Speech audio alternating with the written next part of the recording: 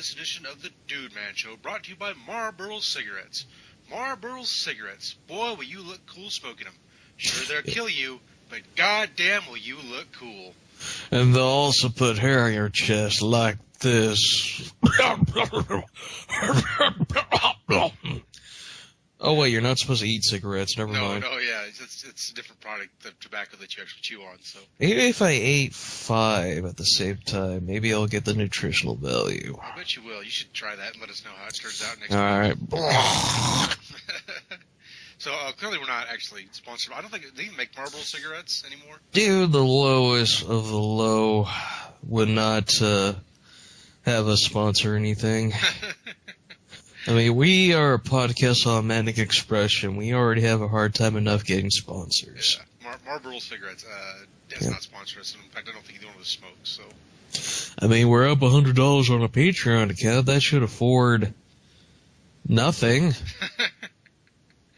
All right. So anyway, moving on from our sponsorship, this is the DudeMan Show with me, BigBlackHatMan, and the other dude, Mark and Mike. Yep. I don't know, maybe we should be the Mark and Mike show and get sued by Mike and Mike. That'd be weird. Do you think they'd sue us? I don't think they'd care. You're probably right. All right. But that's besides the point. The point is Westerns. Oh, yeah, we're talking about Westerns, Western movies, because I know a lot about them. And for the one fan who actually watches our show, the reason why we don't have a guest is that nobody on Manic Expression watches Westerns because they're all really stupid. No, that's not true. I know of at least one person who does, and I tried desperately to get him. Unfortunately, he couldn't be involved. Les does too, but Les isn't on Skype, so... Yeah, Les is scared of Skype because he owes it money and it wants to break his kneecaps. I can understand that. I don't want my kneecaps broke, so hey. Yeah, from Skype? Yeah, from Skype, man. They're owned by Microsoft, aren't they? So... Yeah. Talking about those Bill Gates thugs. Bill Gates is like, okay, there's this motherfucker Les, he plays a piano, rip his arms off, and then feed them to him. I just got this weird image of Bill Gates because he's kind of a geeky dude. Like, he hired big guys to go beat up everybody who'd ever beat him up. All right, guys, that's Jimmy Schmitz from 5th grade. Kick his ass because he made me eat my own poo-poo in the toilet. Jimmy's got, like, muscular dystrophy. He's been divorced. His life's just terrible. And now he's getting his ass kicked. No prisoners! By Bill Gates' bodyguards. Anyway, Westerns. We should actually talk about the topic. So I guess we'll start out. Favorite Westerns, and I guess you go first. What are your favorite Westerns? All right. Well, first, since you're the Western guy, describe Westerns. Describe what they are pretty much... For the ignoramuses who watch this goddamn show, besides Tiku. She's not ignorant. Even though I did call her a dumbass one time, and that was an accident. Okay, accidentally called Tiku. All right. Westerns are the films that take place in America in the late 19th century in the western United States, by and large. There are exceptions to those rules, but those are pretty much generally the parameters. The Proposition, which is a film I can think of as a kind of exception where it's very Western-esque. And there's modern Westerns. There's like No Country for Old Men and stuff. But basically we're talking about late 19th century films with the cowboy motif. Yes. Cowboys and Indians, yep, a.k.a. good old white people versus the dirty brown people. That's literally how it freaking boils down to in a lot of things. Well, if you're Bud Bodercher, Bud Bodercher was really bad about that. I mean, okay, to be fair, like, they got white people to play Native Americans, so it's more like, white people killing other white people, which is okay in my book. Well, I think one of the guys who gets a lot of blame for that setup is John Ford. Yeah. And it's funny because his Native Americans are always motivated. They're never, like, overtly villains. Even though they're still played by white people, but, I mean, at least he's, like, sort of setting up... Like, Fort Apache, they're totally sympathetic characters. Even though they end up slaughtering all the white people, there's a reason they do it. Yeah. Now I'm thinking about the Roger Corman Westerns, where he had Dick Miller. Dick Miller played a cowboy and an Indian, and his cowboy character killed his Indian character. So he killed himself in the movie. Well, if I was in a Roger Corman film, I might consider doing the same thing. But hey, he's so influential. He's a shyster who was cheap, and he's a shyster who was cheap. The only thing I can say positively about Roger Corman before we get back on topic is at least he brought over a lot of foreign directors. Yeah. Fellini and Kurosawa both got their American chance because of Corman, but Yeah, he's like, okay, you Jap son of a bitch, make my goddamn movie. he probably didn't use Jap. He probably used a much more derogatory term for Japanese, but...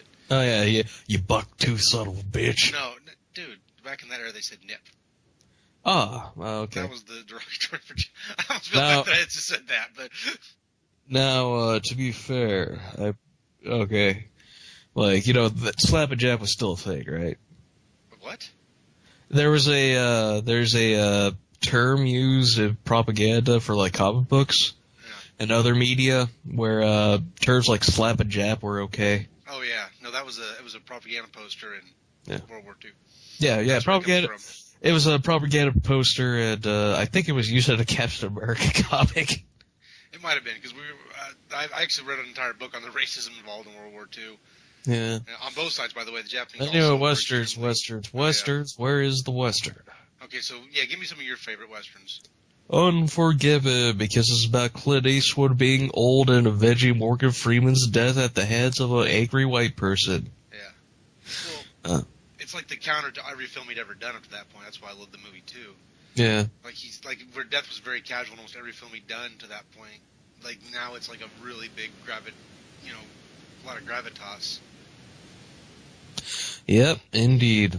Also, another film I want to talk about, hands down, would probably have to be Once Upon a Time in the West, because it's about a story of Chaz Bradson not saying words, except for the beginning of the film. He talks a little bit throughout. I know, but his whole shtick is just like, quiet. Then, harmonica. He plays the harmonica. That's his name's harmonica. And that'd be funny if he was like his character from that one awful crime movie was in it, where he's like, "You gotta eat this harmonica, put it in your mouth." Like Death Wish. It wasn't a Death Wish. It was some slasher movie that was like a crime film. Some of the Death Wishes got pretty bad, but I'm not sure which one you're talking about. It wasn't a Death Wish film. It was a mid-'80s horror crime movie. It doesn't matter. No, it doesn't. Back to Once Upon a Time in the West. Great film. Yeah. And then there's always True Grit, both of them, because it's about how hungover we could get Jeff Bridges and freaking John Wayne to be. Yeah. And, even when John Wayne's hammered, he still sounds the same. A racist, sexist asshole. But a very good actor. But a racist, sexist asshole. John Wayne's personal faults aside, I really do like John Wayne, and he's actually kind of a complicated guy when you really read into him. Yeah. But yeah, on the surface, he had some very negative personality characteristics, especially by modern standards. Oh yeah, and can't forget this classic Western, Back to the Future Part 3, yo. Okay. Yeah, I just brought that. It's not bad. I mean, it's a decent movie. It's actually got some decent homage moments in it, but I definitely have a hard time thinking about that. It's a great Western. Come on, man. Oh God, I have stuff in my throat. Oh. Yeah, and it isn't semen this time. Oh, thank gosh. But, alright. Well, I mean, for God's sakes, Marty McFly makes the ancestor of Biff eat poo. Come on, you gotta love it. What you don't have to love is the animated series that spun off of it and Doc Brown's wife, whose sole purpose was to be a pain in the ass. There's also a joke about Frisbee, which is actually right because that's where Frisbees do come from, is the Frisbee Tin Pie Play Company. But anyway. Yeah. There's that Western. Let's see. There is the classic Western known as High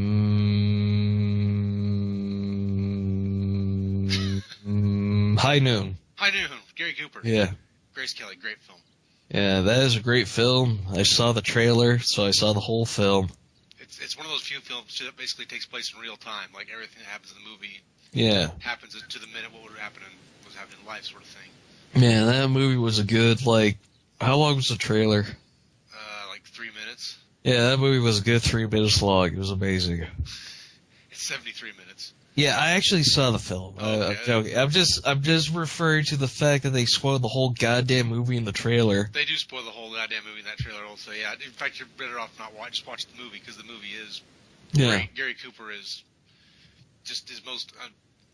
I don't know, how do you even describe how he played that part? Like, he's tense, but he's ready. I mean, he's really good in the film. There's nuance to his character. Yeah, his character is conflicted about what he's actually going to do. Yeah. As he's abandoned by everybody. Everybody basically gives him the middle finger. Yeah. Especially Lloyd Bridges, who's a giant douche in that film. Mm-hmm. Alright, what other westerns are there? There's, I don't want to say the N-word, so I'm just going to call it by his alternative title, The Boss. It's Boss N-word.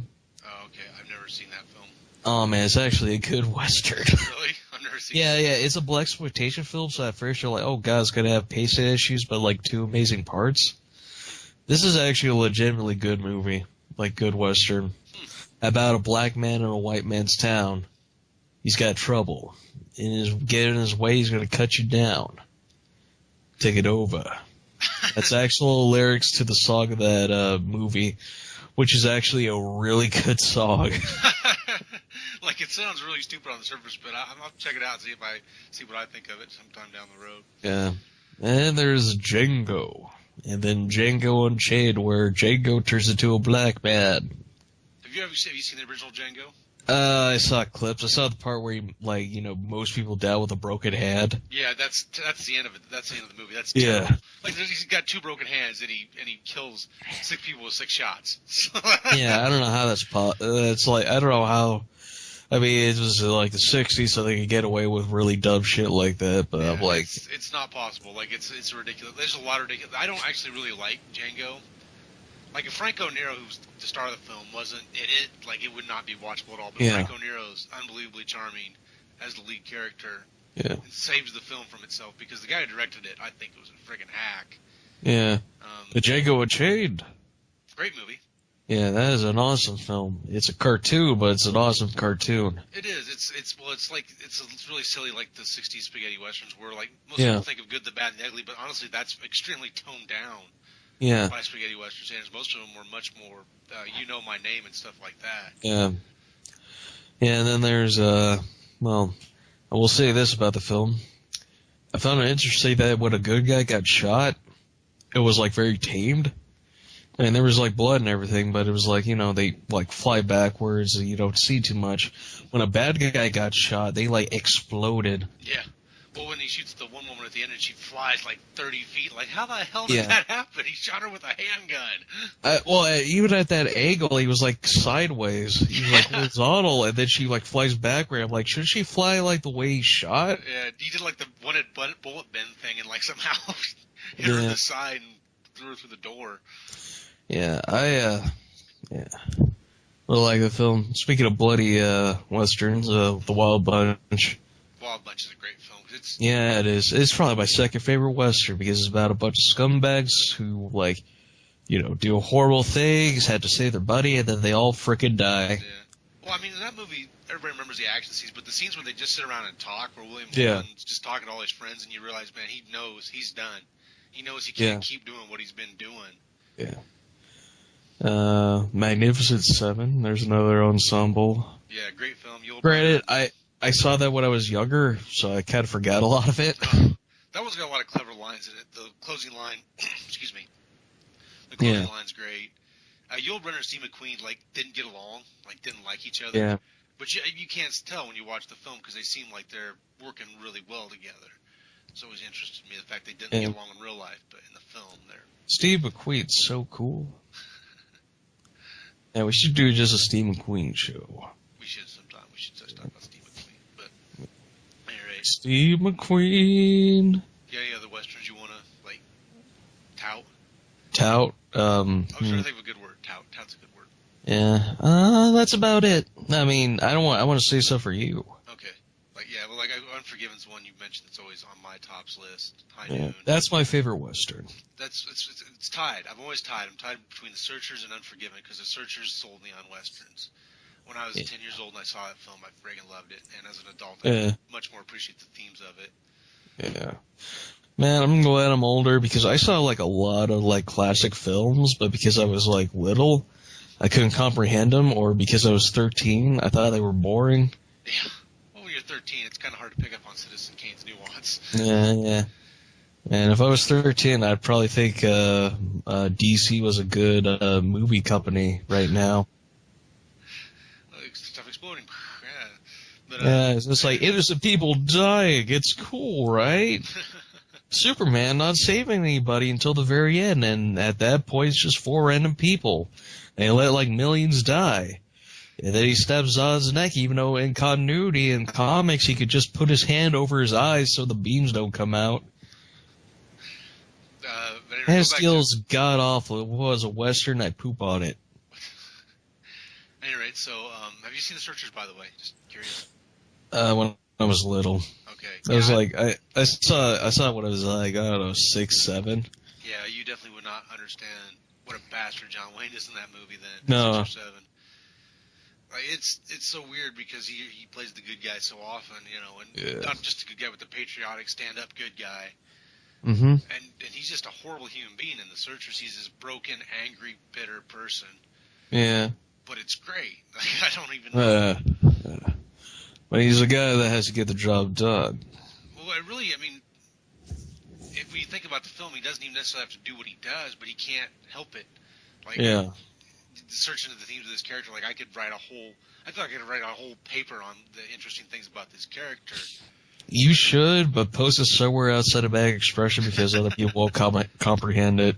It's like, this is My Little Pony or Doctor Who, so brr. I don't think I'll get that, but I'll get a lot of good works because a lot of people haven't seen the film. So unless you've seen the film, it's hard to understand.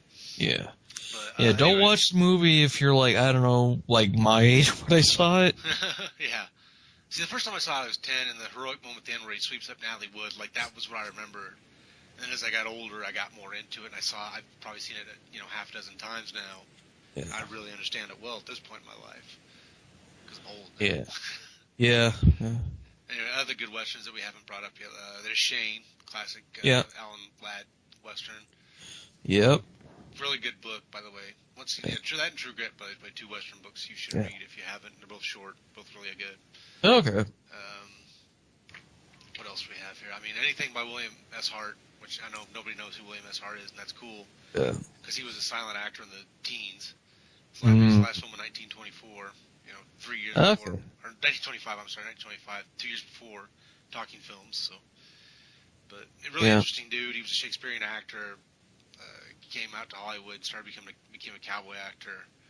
Nice. The biggest cowboy actor in the world for a while in the teens, and then Tom Mix and like the more flashy stuff sort of surpassed him. He did very Shakespearean, much story-oriented stuff, where his character was actually usually sort of a very anti-hero character, like he's usually wanted by the law in some way. Yeah. I want to bring up another one. Mm-hmm. Tombstone, great film. Yeah. Best, with its literal, accurate portrayal of Wyatt Earp losing his shit, not getting shot, then shooting everybody. Just shouting, "No! And then Val Kilmer with an actual career. Yeah. Val Kilmer is fantastic in that film. Yeah, he is. It's just like, I think I know why he was drinking and smoking. He saw himself in the future as a bloated, tumor. It's just like, oh, God. Yeah, I think he's one of those guys, like, if he's got good direction and a good script, like, he's a really good actor. But if he's got, let's say, in a Batman film. Yeah. With a crappy director named Joel Schumacher, he sucks. And bat nipples. Yeah, that's the... Oh, yeah, I have a funny story about, Batman Robin. I've noticed that every person I know that's under, 30 likes that film to, an ironic extent. There's no ironic liking that movie. That movie's stupid.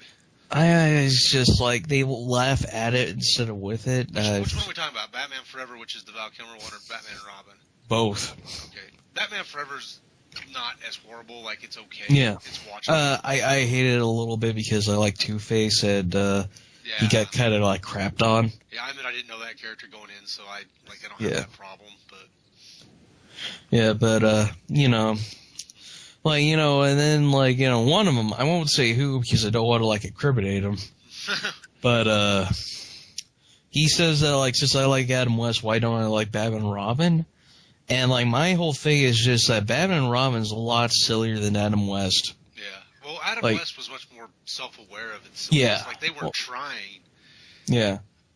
And there was a little bit of it. I mean, they've still got the Elfman score and stuff in the Batman and Robin, which really felt out of place. Yeah. But, anyway, going back to Westerns. Yeah, fuck Joel Schumacher and his poop. So, okay, I mean, just real quickly, so I've gone through Heart. I mean, John Wayne, like, I can name off tons of John Wayne, Fort Apache, Rio Bravo, The Shootist, which is one of the greatest swan songs to a career ever. Yeah. There's these Eastwood, he's got Outlaw Josie Wales. Fistful of dollars, full dollar more, half a dollar, full of dollar, Duck You Sucker. That wasn't a Clint Eastwood film, but... That was a Sergio Leone film who directed it. Yeah. But still, Duck You Sucker. Duck You Sucker's a fun movie. Like, it's not the best movie, and Rod Steiger's Mexican's not great. Well, that's an example of, like, okay, let's get a white guy and put him in brown face. Yeah. I'm just like, But, who's the other actor in the film? Why am I blanking on his name? He's from Nebraska, actually. The other main character. Help me out. I forgot. That was another. Actually, I saw that film when I was 15, but I don't remember any of the character names. But anyway, I'm just trying to think of the actor's name. He a lot of westerns. He's actually in Magnificent Seven as well. But he's in Maverick, as long as we're just naming off westerns. Yeah. But he's great in that film, and I'll think of his name and I'll write it in the captions, and I don't know. Yeah. It bothers me I can't think of his name. He was the bad guy in the first Monsters, Inc. film. God dang it. Oh, goddamn. I know. I can't believe I forgot his name. I can't either. It just drives me crazy. I forgot his name. He's one of my favorite actors. I like him in a lot of stuff. Yeah. He was in Snow Dogs. Oh, God, that was a low point of his career. Probably. He's also in an underrated film called The Iron Cross, which is about Germans in World War II. He's also in the film Hudson Hawk. Everybody wants to forget being in Hudson Hawk. Okay, so back to Western. James Coburn. James Coburn, thank you. I can't believe I couldn't think. Yeah, he's from Laurel, Nebraska, actually. I know what town he's from in Nebraska. Why is he's always looked old? Yeah. No, not Magnificent Seven. If you look at Magnificent Seven, he's thin, he's smooth skin. He looks like he has a fat lip. Well, he's passed away, so we don't have to worry about it, I guess. Yeah. All right, so what do another one I like from the, let's see, what do I like? I'm just I feel like I'm grasping now. Deadman's good. Deadman, Jim Jarmusch is really bizarre out there Western. Watch that film. Okay. I will. You've probably seen a bunch of bad ones. Oh, I've seen a lot of bad ones, yeah. Yeah, I haven't seen, any. Really? Except for maybe two. Quick of the Dead, which was just stupid. Yeah, Sam Raimi misfired with that film. Everybody feels like a moron to me in that film. That's what bothers me. Yeah. And then, he just, spent most of the time making badasses instead of, developing characters properly. Yeah, Gene Hackman had just played Little Bill Daggett in Unforgiven, and he was, the great villain in that. And they turned around and played this balls-bustingly stupid villain in Quick of the Dead. I forgot what the hell he was trying to do. He was just having a gun contest, and it's like, why would you let people shoot at you? You're on top of the world. Are you retarded?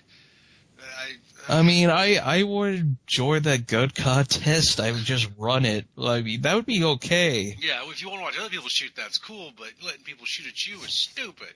Yeah, I think what they were trying to apply was that no one could touch him. Yeah. Oh my God, when he gets shot.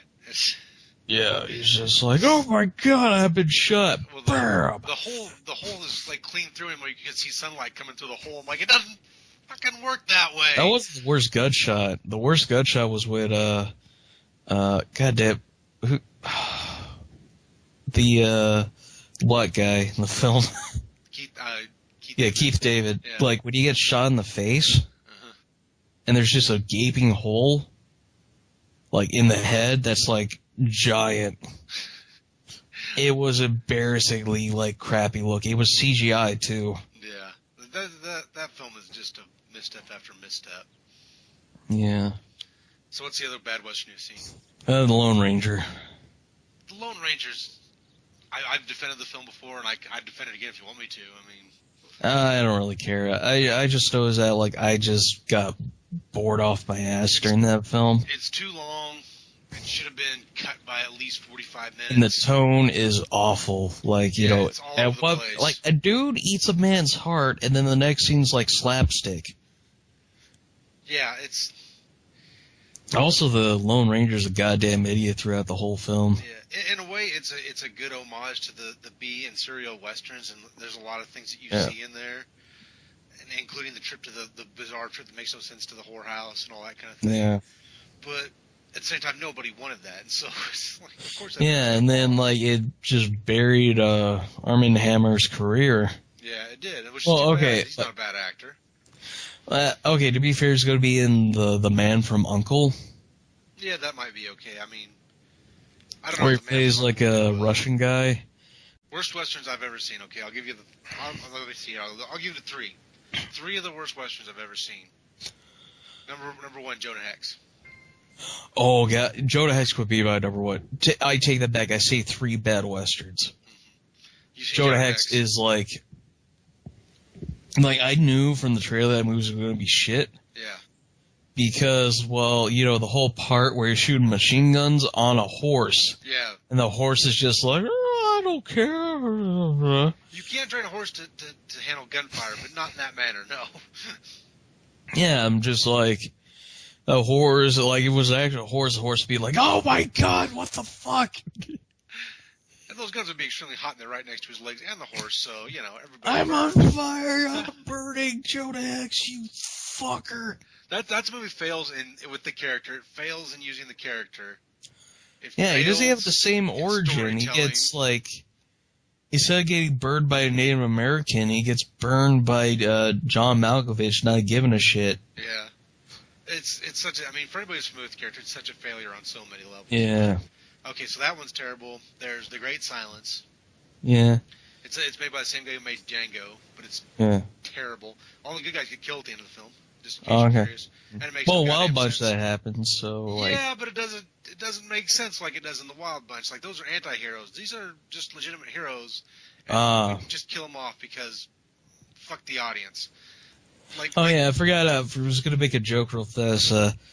I'm happy for Josh Brolin, who fuck, I'm Jonah Hex, but now I'm Thanos. A lot better role. He's also in No Country for Old Men, so he's had good roles. But yeah. And then the third one I want to mention, which is actually hilariously awful. Like if you want to see like a hilariously awful film, watch Jeremiah, which is like this bizarre.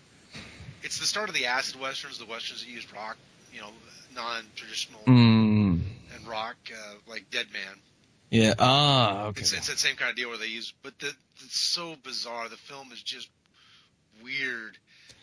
Man. I made some jerk watch it for his What Did I Just Watch show. And yeah. He had to acknowledge this is a strange movie. Yeah. It's got really young Don Johnson in it. Oh, good old Don Johnson, Mr. I am so poppin' in the 80s, I'm actually going to make an album. Which was a thing that a lot of actors did in the 80s. I mean, some do it now, but not nearly to the extent, which I'm happy because a lot of people can't frickin' sing. Case in point, Jamie Foxx during the Manny Pacquiao-Floyd Mayweather fight. Yeah, that fight was disastrous on a lot of levels. But anyway, back to Westerns. Yeah. And I did not see that fight. I watched Ultron a second time instead.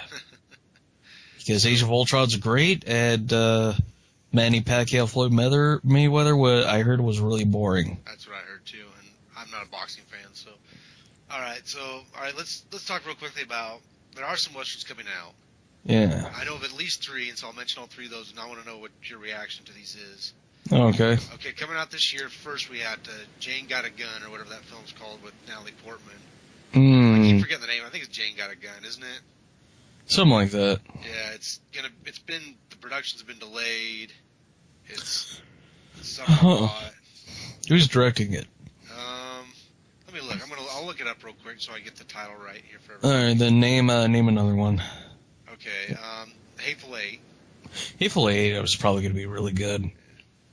Yeah, Hateful Eight, that's Quentin Tarantino's tribute to Howard Hawks and John Ford. Like, he did his spaghetti western thing, now he's going back and covering sort of the other people he loved in westerns. I'm really interested in what he does with it. Yeah. This cast looks great. The first film, like I said, Jane Got a Gun. Coming out in September, directed by nobody. Gavin O'Connor. Oh, okay. Gavin O'Connor directed it.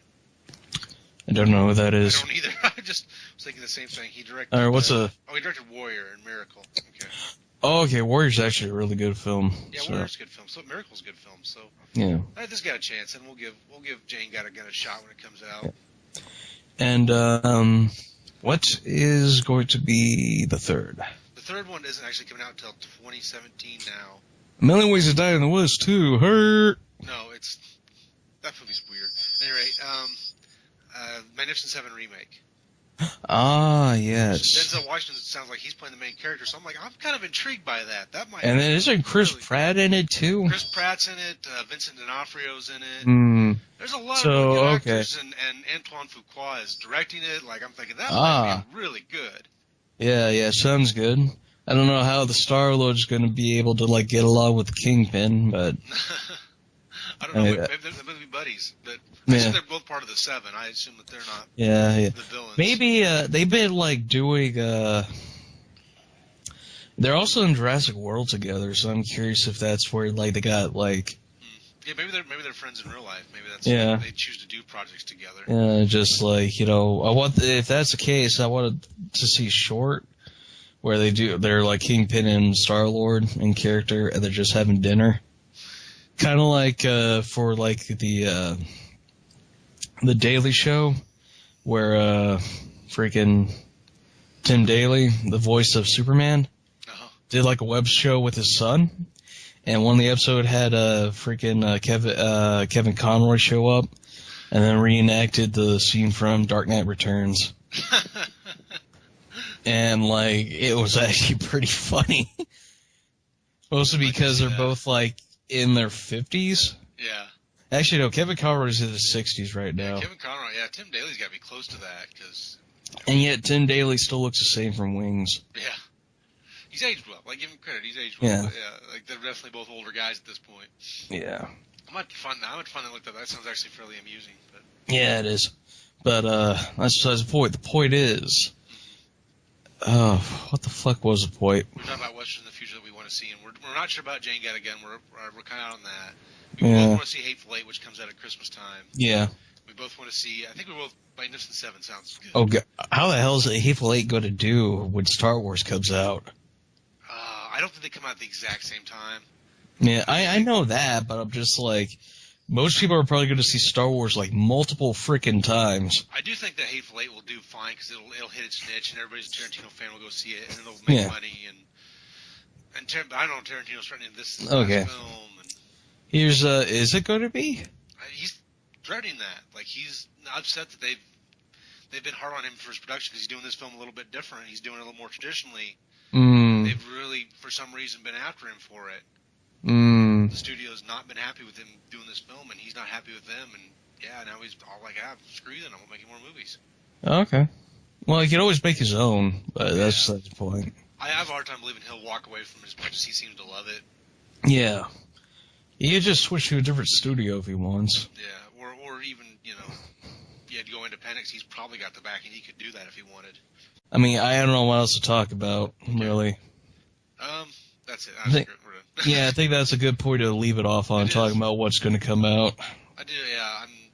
I don't know what else is going to come, but I always feel like I've had people tell me westerns are dead. That's shit. Somebody will always make mostly people that get salty that you don't like slasher films. Cough, cough, Breck Club, cough. Yeah, he keeps telling me they're dead. It's not true. Nothing is... He only saw Lone Ranger, so I'm just like, oh. Somebody will always take a risk and make a musical or a western or some other genre that's become minimalized because that's how life works. Yeah. But anyway. All right, best way to end the show off. I got it. Yeah, go ahead. Go watch Mad Max Fury Road. It's great. I might go see it tomorrow. I'll let you know if I do. All right. All right, cool. Anyway, goodbye, everybody. Have a good night.